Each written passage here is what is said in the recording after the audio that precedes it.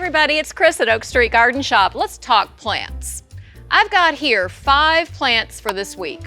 And one is a shrub, I've got an annual, I've got an herb, I have a perennial, and I have a tropical. And I'm going to say a little bit about each one and why I like them and why you should grow them. So the first one is one of my favorite spireas. This is Spirea thunbergii ogon. And this particular spirea blooms early in the spring. Mine starts to bloom usually in February, March. And it blooms before these pretty green leaves come out on it. It has white, tiny white blooms along the stems. It gets about 4.5, 5 feet tall, because it's, big arching branches. And once the blooms sort of fade, these beautiful chartreuse leaves are on it. It's sometimes called willow spirea. Really a gorgeous plant. It will give you interest through the summer with the chartreuse leaves, and then in the fall, these leaves turn an orange coppery color, so it is just beautiful in the garden. And then the leaves fall in the winter and you've got the bare branches. So that is Spirea ogon. Really, really great shrub. Okay, let's move on to an annual now. And in another video, I'm going to explain the difference between annuals and perennials.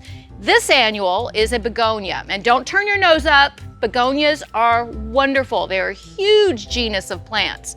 This particular series is called big leaf begonia, and this particular one is the big green leaf pink. We've got big green leaf white and red, and then there's a couple, a pink and a red with dark leaves. These begonias are fabulous. They will handle our sun. They obviously do well in shade. Most begonias do, and they're really, really good in containers. You can use them just as a focal point in one big container, or you can mix them with other plants.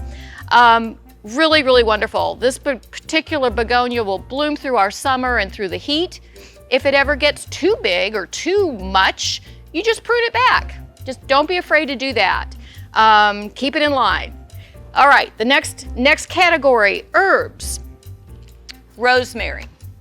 So many of us lost our rosemary this year in the flash freeze at Christmas, and then the freeze and a bit later than that, and the rosemary is gone.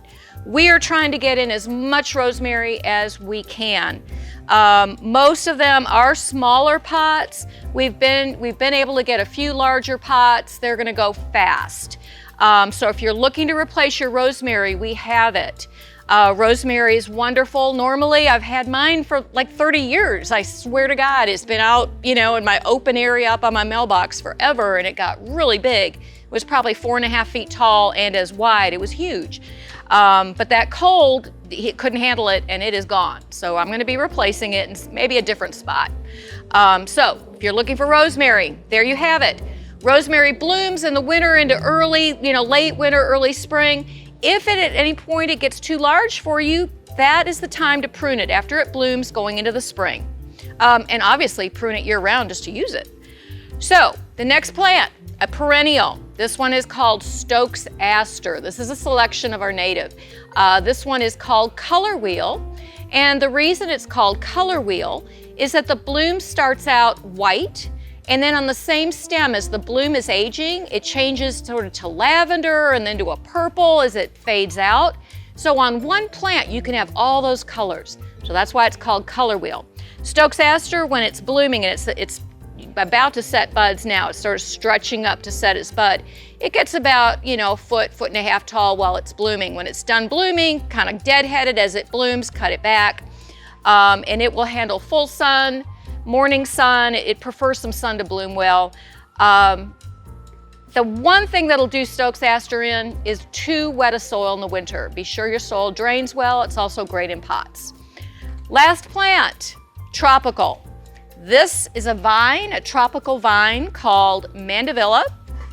And this is a selection called Bride's Cascade, a beautiful white tropical vine.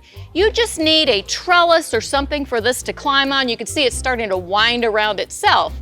And it will bloom through the summer here. It loves the heat. Tropical vines, of course, meaning you need to either bring it in for the winter once it gets cold, or you just let it go and replant the next year.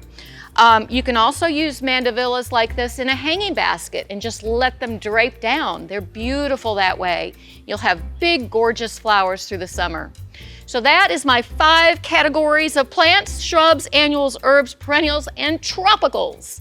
Come see us. We're here from 9 to 5:30, Monday through Saturday.